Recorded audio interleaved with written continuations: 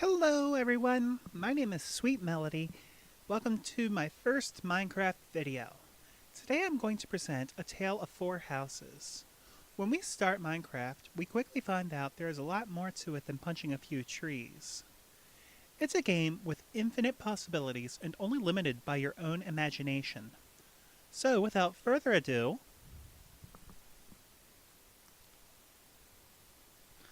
our first house is one that we all have likely seen in Minecraft. It's a real basic shape, often all oak wood planks. This one uses some slabs, but often they will have oak all over. Now, there's nothing wrong with this design. It's simple, very basic, and it will provide you a safe place to survive your first night away from creepers, skeletons, and zombies. Provided, of course, you light it up and put a door on it. The problem is, it is rather harsh on the eye. There is really nothing to break up the oak blocks. There is no depth. It's all one big block.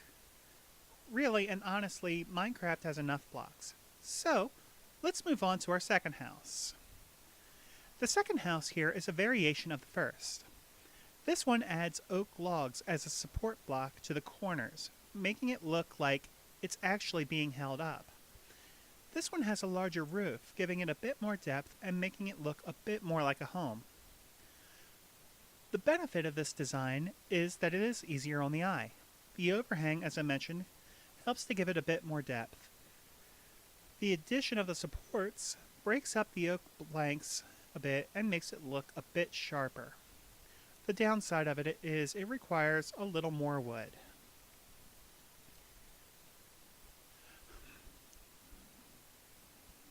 The third house is a design I learned from watching YouTube videos myself. This is a style I learned from Grian, who is the master of all the rustic houses. It has a larger appearance than the first, largely due to where the supports lie. The benefit of this design is depth. This build has 2 blocks of depth. If you add windows, that goes up to 3. It is a very strong look and definitely has a homey feel. The roof again has the overhang, and again the addition of the log supports helps to break up the textures. The downside is this one requires more wood than the previous two. The roof is much larger due to the need to compensate for the supports. Still, it is very beautiful and very homey.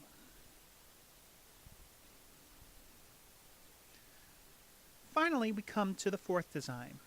This is a newer design I've been working with, which continues to use the log supports, but rather than them standing out, they are recessed into the build and the walls are brought outward. It's a rather interesting design that definitely shakes things up a bit.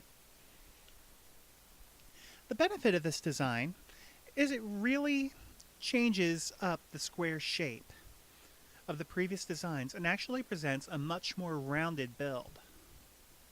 It's almost like a yurt, to be honest.